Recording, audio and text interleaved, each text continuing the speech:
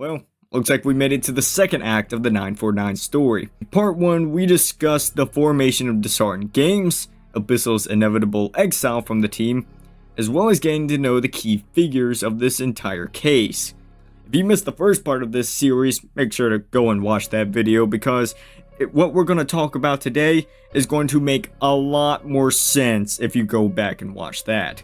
Today, we're going to go over Abyssal's time after Disheartened, specifically his time working on Just Code Noah, because we can't have any of these videos without a mention of Dirt Thief, the Legixel drama, and exploring the true depths of one of the craziest and biggest conspiracies that the DDMC has ever witnessed. So strap in, comrades, for this is going to be one of the craziest deep dives that I've ever done on the channel. Today, we take a look at the second act of the 949 story, The Betrayal of Abyssal Knight.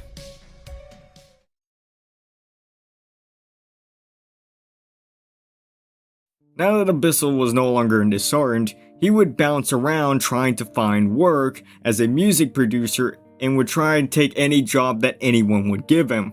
And it's around this time that Abyssal got the boot that a certain soil stealer would start making a name for himself. March 2022 is when Dirt Thief would announce the Just Code Noah mod, and basically the entire DDMC would try to join in on this shit show of a mod, including Abyssal Knight. Abyssal would hop onto the Just Code Noah bandwagon on May 10th, and by this point the entire project had turned into an absolute dumpster fire. But you already knew that, as I've already covered this drama on 2 other occasions, so what's the point of rehashing this a third time? The only thing you need to know about Abyssal's involvement in Just Code Noah is that he was just doing a little trolling and self-promotion of his music. But this is where 2 more important figures get introduced into the 949 case. Little Big JP, and everyone's favorite and most honest modder, Rose. Can't say that full name. But we've already beat this Rose horse enough already, so let's talk about JP. JP would get into an altercation with Magma on May 17th about the direction of the mod. To say that Magma was being mean to him would be a bit of an understatement. Magma absolutely ripped into JP, and well, he didn't really take it too lightly. He and Abyssal would go into DMs, and this is what was said. Oh boy, arguments. I almost got banned for defending myself and saying that playtesting is a job. Psst, man, it is kinda my fault for arguing, but still. Dude, you deserve more respect than that. By the way, what is Magma's job? Being a fucking prick, apparently. At Little Big JP, either you find something to do or you will ban for being useless, is that clear? Huh? FML, man. Tell them I said to treat you with a bit more respect and that Dirt's logo loom like they were made on MS Paint. And Mizma doesn't have to act all smart and professional for a fucking DDLC modding team, or as my friend puts it. No, I'm not going to stoop down to their level. At this point, I should archive the chats and send them your way. Thanks, I'll show them to Legixel, if you're okay with that, of course. Dumbass, give me Rosaline's diss. Why? So I can warn him. Of what? The team. Rosaline 6909. Why would you want to warn? Make it a 3-way DM. 3-way? Here. That last message there is the most interesting, as it is the last piece of the puzzle of my last case that I covered. But we're getting a bit ahead of ourselves as far as the timeline is concerned. Abyssal would leave the project entirely a week later on May 17th, and that is where things go quiet for a while. For the next 4 months, the only noticeable thing to mention is the fact that in September, he was the one that leaked how much Captain Oreo was spending on Infinity Penis, and that number has since doubled from the $4,500 price point that was leaked back then.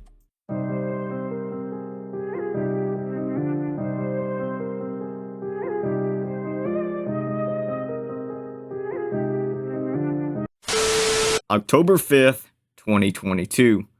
Abyssal would reach out to me on this day in hopes of getting me to make a video on the Legixel situation. By this point, I had already been notified of the situation and was just waiting to see how this situation would unfold. A few days later, I'd be added to a group chat for the specific purpose of looking into Legixel. Here's a quick refresher of that entire Legixel situation for anyone who's forgotten or just didn't watch the original Legixel video. Caleb, or Legixel, got caught in 4K engaging in an online sexual relationship with a 15-year-old when he himself was 20. He openly talked about this on multiple occasions nonchalantly, and in his response said it happened and that his accusers are the real problem because they were big ol' meanies to.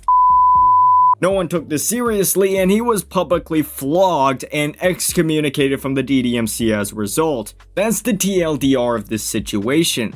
But there's one thing that I did not mention in that original video, and that was who was the identities of the people who spearheaded this entire investigation.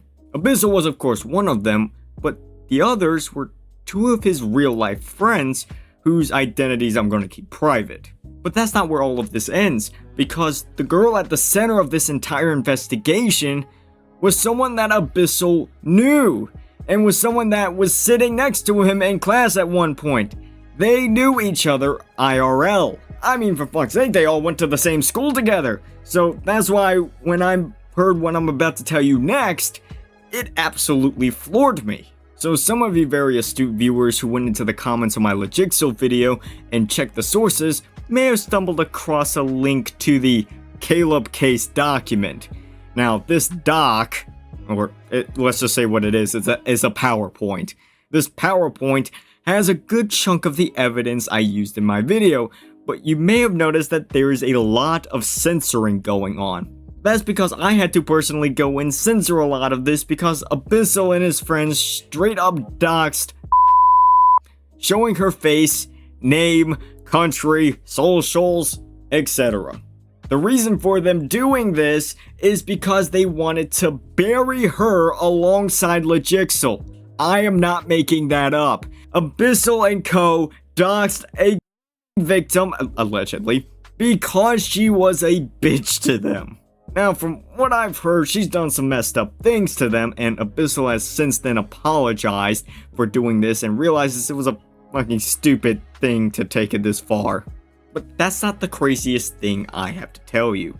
Remember back about like 6 paragraphs ago in the script when I said that the last message that JP sent was about creating a 3-way group chat between him, Abyssal, and Rose? Well, guess what was being created at the same time that Abyssal reached out to me to expose Legixel? That's right, my doc. Abyssal had the audacity to reach out to me for help, while at the same time concocting another document to cancel both me and TRM. Motherfucker wanted his cake and eat it as well. What the fuck were they thinking? Now, Abyssal has gone on record to say that he had actually no creative input on the direction of this doc and what was put into it. And that may be true. If you recall, the GC was created back in May. But Abyssal wanted to have his cake and eat it as well. And it absolutely infuriates me that he would try to shit talk Rose and flame her publicly to me and donate money to me to try and throw suspicion off of himself. But that never ended up actually working, thanks to Xavier. Xavier was a member of TRM and one of the people who had one of their messages plastered in the slanderous at best Savage doc. Shortly after it dropped, Xavier would drop his own doc in response, and in it he would list 3 individuals that he suspected was behind it. Those individuals being Rose, JP, and Abyssal. That was back in October and was based solely off of logical connections, anecdotal evidence, and just assumptions. And he was 100% right. Abyssal would reveal to me on April 10th, 2023 that this was in fact who was involved in the making of the Savage doc. I guess since we're asking questions, I'm curious about something. Who exactly was involved in the doc?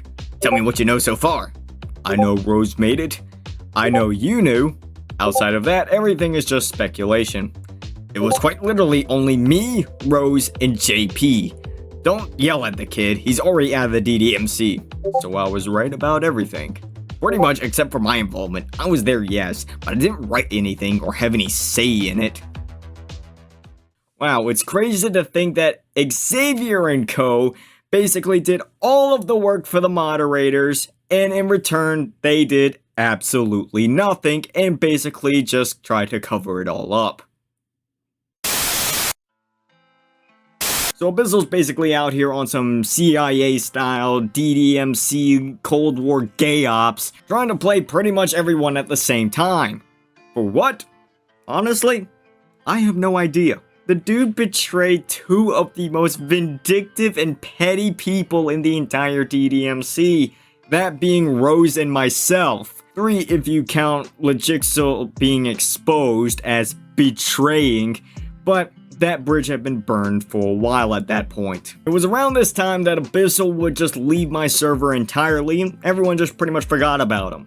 He was still going around taking commissions and making decent money, considering that there's only about 3 musicians left in the DDMC. But in December 2022, Abyssal would mysteriously change his online identity to what he's known as now, 949.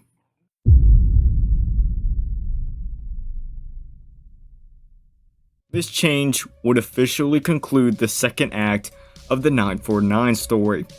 But this isn't where this story ends, because every good story needs an encore. And in part 3 of this series, we're going to discuss exactly what made this case so disturbing and what made it different from everything else that I've covered, and why this case in particular is the most disturbing case that the DDMC has to offer. So if you don't want to miss that, hit that sub button and turn on that bell, for I guarantee you, you've never seen anything like what you're going to see tomorrow. And as always, until next time.